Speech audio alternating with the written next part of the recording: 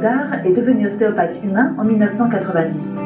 Puis il s'est formé en ostéopathie équine. Professionnel reconnu et renommé, également à la tête d'une école d'ostéopathie, il a un emploi du temps très chargé, consultant aussi bien en France qu'à l'étranger. Aujourd'hui, c'est en Normandie que nous le retrouvons en pleine consultation. C'est vraiment un point super important pour le cheval. D'accord ? Bonjour. Bonjour. Comment vas-tu? Bien. Et toi? Je suis ravie d'avoir réussi à t'attraper au vol, parce que c'est un peu difficile à te suivre, Jean-Michel.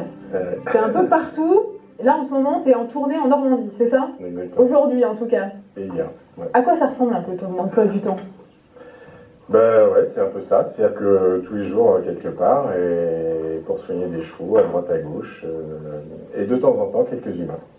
Et tu vas en France, à l'étranger, c'est quoi ta zone? Ben, la zone, c'est région parisienne, c'est la Normandie, pas mal. Et puis oui, je vais à l'étranger, en Suisse, au Luxembourg, aux États-Unis. Si tu fais autant d'écuries, c'est aussi parce que tu fais à la fois les chevaux de sport, à la fois les chevaux de trot, de course, comme on voit ici, tu fais un peu de tout. Ouais, j'ai pas de limite par rapport à ça. Le cheval reste le cheval, qu'il soit compétiteur ou de loisir, il mérite des soins. Donc, et c'est toujours des mondes différents qui sont tellement différents qu'il y a de l'excitation et il y a du plaisir à aller faire des nouveaux milieux. Ouais, quel que soit Tous les milieux t'intéressent? Oui, tous. Et est-ce qu'on travaille sur un trotteur comme on travaille sur un cheval de sport par exemple? Oui, c'est juste. Ouais, le travail ostéopathique, c'est le même. C'est-à-dire que c'est faire un bilan, découvrir éventuellement le problème. Si on nous appelle surtout pour trouver pourquoi il a un problème, et puis surtout trouver une solution en faisant partie du groupe et de l'équipe médicale. Donc, et au-delà de la médecine d'ailleurs, de l'équipe qui gère le cheval.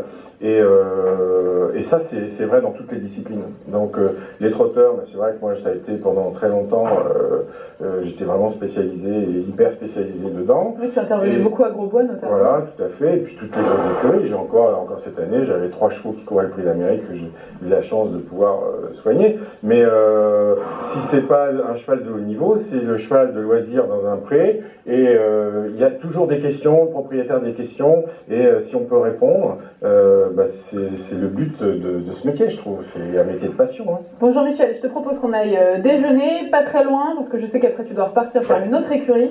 Donc on va y aller rapidement. D'accord, avec plaisir. Voilà, comme je te disais tout à l'heure, en fait, tu viens régulièrement manger ici après l'écurie. Oui.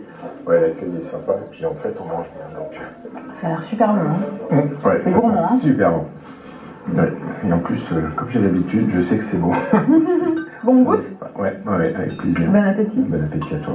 Jean-Michel, toi, à la base, avant d'être ostéo-équin, tu étais d'abord kiné humain. En fait, tu viens du milieu praticien humain et tu es passé à l'animalier. Pourquoi est-ce que tu as fait ce choix? Comment est-ce que ça s'est fait? Bah écoute, ouais, j'étais kiné du sport de haut niveau notamment, et puis après j'ai fait ostéopathie humaine, et ensuite ma démarche en fait c'était de faire des études d'ostéopathie animalière, parce que je me posais toujours la question comment font-ils, et si j'arrivais à faire ça, je serais certainement meilleur ostéopathe pour les humains. Et ma démarche c'était juste pour être moins bête, pour être meilleur avec les humains, puisque à l'époque j'avais déjà 2 cabinets qui marchaient très bien, et j'avais pas de temps pour soigner des animaux, enfin ça faisait même pas partie de mes idées quoi. C'était vraiment pour améliorer ma technique. Alors à ce profil très complet, c'est-à-dire que tu es très polyvalent dans le sens où tu fais plein de disciplines différentes, tu pratiques donc l'ostéopathie, et tu as une particularité, c'est la médecine chinoise. D'où est-ce que ça t'est venu ça? Bah, c'est Dominique Gignot, ça, c'est mon maître en ostéopathie animalière que j'ai rencontré. Dominique, on considère un peu comme le père de l'ostéopathie équine. Complètement. Et moi, c'est pas lui qui m'a initié à l'ostéo, j'étais déjà ostéopathe animalier, mais un jour je suis allé le rencontrer parce que, voilà, de savoir qu'il y a un Dieu encore vivant, on a juste, quand on est passionné par ce truc-là, on a juste envie d'aller le rencontrer. Je l'ai rencontré, et puis suite à ça, on est devenus potes, et puis on a passé des heures et des heures à parler, parce que moi, à l'époque, je m'occupais de l'équipe de France de natation encore, et je faisais des recherches sur les relances énergétiques. Et lui, en fait, avait la même recherche sur les chevaux, et on s'est connecté. Et là, il m'a dit, mais il faut qu'on se revoie parce que on fait la même chose, donc on va faire un bout de chemin. Et puis finalement, pendant les 4 années jusqu'à sa mort, en fait, je l'ai suivi. À chaque fois qu'il était à Grosbois, je passais la journée avec lui, on faisait des essais. Et là, il a voulu m'initier à l'acupuncture, à la médecine chinoise. Moi, je refusais parce que l'acupuncture, on va dire, c'est interdit pour des non-médecins, des non-vétérinaires. Mais à côté de ça, j'ai toujours pris des cours en médecine chinoise, même en philosophie chinoise, depuis que je suis thérapeute, depuis que je suis kiné. Et finalement, donc Dominique m'a montré des choses, et puis il m'avait toujours dit, si un jour tu veux, il faut que tu ailles rencontrer un grand monsieur. En fait, c'est l'équivalent de Dominique Gignot, qui s'appelle Marvin Kane, qui est aux États-Unis, et qui a importé de Chine l'acupuncture, et qui l'a mis en place sur les chevaux, et qui a monté une association des vétérinaires acupuncteurs aux États-Unis. Et donc, quand Dominique est mort, naturellement, je suis allé le rencontrer, et il m'a dit, si t'es un ami de Dominique, t'es mon ami. Il m'a tendu les bras, et là, 4 années de suite, je suis allé faire des chevaux avec lui. Je suis allé donner des cours là-bas, donc moi ils m'ont demandé de donner ma vision de l'ostéopathie, et en même temps il y avait on donnait des cours avec des acupuncteurs et des ostéopathes, enfin là-bas c'est des chiros, et en fait moi je les initiais à l'ostéopathie, et là j'y vais au mois de mai, là je vais donner un cours pareil dans cette association-là. Alors quand on t'entend, on se rend compte que Dominique Gignot il a quand même un rôle très important dans ta carrière et dans ton parcours. Tu sais que dans cette émission, on a une tradition, c'est la cerise sur le gâteau. Alors évidemment, on n'a pas posé de questions sur toi à Dominique Gignot, mais à quelqu'un que tu connais, qui était très proche de vous deux, c'est Bénédicte, qui nous a répondu. C'est la cerise sur le gâteau, enregistrée par Claire Feltès. Jean-Michel a une grande faculté, c'est qu'il est très curieux, très motivé par le savoir-faire des uns et des autres. Donc il est venu voir Dominique pour essayer de comprendre comment il travaillait sur des animaux. Et d'ailleurs, ça lui a beaucoup apporté dans sa pratique humaine. Et quelles sont ses qualités professionnelles pour toi? Tu connais bien ce domaine-là? Ses qualités professionnelles, d'abord c'est un monsieur qui se remet beaucoup en question, donc ça c'est très très bien, il ne s'appuie pas sur un savoir-faire, et c'est un pilier, je trouve, extrêmement important dans le lien entre l'ostéopathie animale et l'ostéopathie humaine. Voilà, sa réflexion, ça fait des années que je ne l'ai pas vu, mais je pense qu'il est toujours très attentif aux deux approches. Tu as un message pour lui? Je suis ravie de lui parler, de lui dire bonjour, parce que je ne l'ai pas vu depuis longtemps, mais je reçois régulièrement un petit SMS d'amitié et qui continue. Voilà, et je serai ravie de le revoir bientôt. Dans cette émission, on fait s'entendre des gens qui se sont pas vus depuis des années. C'est bizarre. C'est sympa. Oui, c'est quelqu'un de bien. C'est vrai qu'on s'est rencontrés malheureusement plus après la mort de Dominique qu'avant. Mais bon, c'est la vie et c'est quelqu'un de bien. Moi, je t'ai secoué là.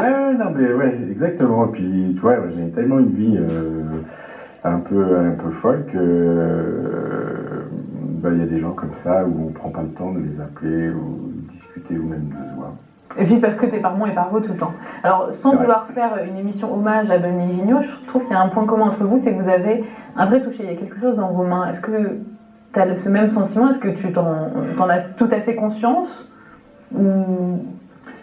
Oui, je pense que... C'est une pratique particulière de l'ostéopathie. Tous les ostéopathes ne pratiquent pas pareil. Toi, tu appliques les mains sur les chevaux. Voilà, et notamment ce que Dominique m'a amené, qui a totalement transformé, c'est que Dominique disait toujours, tu dois trouver ce que le cheval a, et non pas qu'on te dise pourquoi on t'amène le cheval. Et ça, c'est ce que j'enseigne aussi à l'école, c'est que je veux pas que les gens organisent leurs soins en fonction de ce qu'ils ont compris dans leur mental, mais qu'au contraire, ils organisent leurs soins par rapport à ce qu'ils ont senti. Et ça, c'est vraiment Dominique. Et là, je trouvais ça génial quand je le voyais. Et les premières fois que j'ai vu Dominique travailler, c'est-à-dire qu'il était là, on lui amenait le cheval, il le regardait, merci. Et puis là, il mettait les mains, et puis en 2 minutes, il disait, voilà, ton cheval, il est comme ci, il est comme ça, sur le plan émotionnel, il est comme ça. Mais qu'est-ce qui se passe quand tu poses les mains?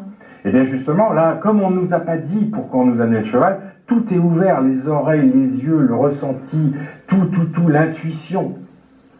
Et puis là, hop, on met les mains et on doit, parce que c'est le deal, quoi. Si je trouve pas ce qu'il a, le propriétaire ou l'entraîneur, il va pas me montrer ses joues de chevaux et moi je vais pas continuer. Mais qu'est-ce qui se passe au niveau du toucher?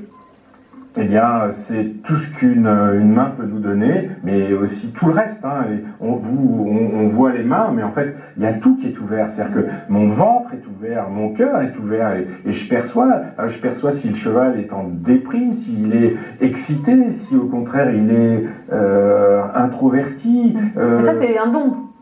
Ça s'apprend pas. Ça se travaille. Après, on est plus ou moins doué. Hein. C'est comme pour conduire. Tout le monde peut apprendre à conduire. Tout le monde ne va pas conduire une Formule 1. Sur un circuit. Eh bien, voilà, l'ostéopathie, c'est pareil. Tout le monde peut pratiquer l'ostéopathie. Hein, même toi, si tu veux, en 2 minutes, je te montre une technique ostéopathique. Oui, mais ça ne sera jamais l'ostéopathie. Parce qu'il faut juste se dire que l'ostéopathie, c'est quérir tout un tas d'informations, et puis de ces informations, en faire un soin, une tactique de soin qui va faire que l'organisme vivant que vous traitez, à ce moment-là, va retrouver son équilibre. Et ça, c'est une quête d'une vie, peut-être de plusieurs même. C'est comme la médecine chinoise. Il y a beaucoup plus d'ostéopathes aujourd'hui qu'il y a 20 ans. Je crois que on y en a quoi, 3500, c'est ça, quelque chose comme ça. Est-ce que c'est aussi facile de vivre de ce métier aujourd'hui que ça l'était auparavant? Alors, pour le plaisir, ça fait vivre, parce que moi aujourd'hui, si je devais refaire un métier, je reprendrais encore celui-ci, parce qu'il me passionne et en plus il me permet de bien vivre. Pour ceux qui sortent aujourd'hui, c'est juste difficile parce qu'il y a trop de monde, que la plupart sont obligés de faire des deuxièmes métiers en parallèle. Qu'est-ce qu'il faudrait faire alors? Déjà, il faudrait peut-être diminuer le nombre de diplômés par an, parce que c'est juste aberrant aujourd'hui de se dire que s'il y a 17 écoles qui forment ne serait-ce que 20 personnes tous les ans, ben vous comptez, vous allez vite voir que tous les ans, il y a plein de monde. Et donc, plus ça va, plus il y a de saturation dans le marché, les gens en ont marre de se faire démarcher par des ostéopathes. Les ostéopathes, comme ils n'ont pas de boulot, ils viennent, qu'est-ce qu'ils font? Ils font des séances à 40 €, ils baissent les prix, ils reviennent 1 fois, 2 fois gratuitement pour juste se faire connaître. Ils tueraient père et mère pour essayer de faire leur passion. Mais je trouve ça lamentable. Je ne veux pas qu'ils soient passionnés, c'est génial d'être passionné, mais qu'on en arrive à un moment où il y a tellement de monde que finalement ils ne peuvent pas vivre leur passion, on ne fait que des frustrés en ce moment. Et en plus, si les écoles sont assez moyennes, quand ils sortent, ils ont l'impression d'être champions du monde, puis quand ils arrivent vraiment dans le milieu, ils se rendent compte que ça ne marche pas trop bien, qu'on ne les rappelle pas, et là ils sont frustrés. Donc aujourd'hui, il faut remanier certainement l'enseignement, remanier certainement le nombre de diplômés qu'on va sortir, et puis réorganiser en disant, oui, il y a encore un peu de boulot dans les vaches, mais il faut oser toucher les vaches, c'est pas le cheval, c'est pas le même monde. Ensuite, il y a encore du boulot, pourquoi pas pour les nouveaux animaux de compagnie, mais ça, peu de gens le savent, et puis il y a encore un petit peu de travail sur les chiens. Mais sur les chevaux, à part certains qui s'en sortiront, sur les chevaux, c'est vraiment saturé. Jean-Michel, je crois qu'on t'a fait passer par toutes les émotions dans cette émission, t'as mis les larmes aux yeux, on t'a fait pousser un coup de gueule. Je crois qu'il est temps de finir ta tarte au riz pour adoucir cette émission. Merci de m'avoir accordé un petit peu de temps au milieu de ta tournée, je sais que t'es très occupé. Et moi je vous dis à mardi prochain.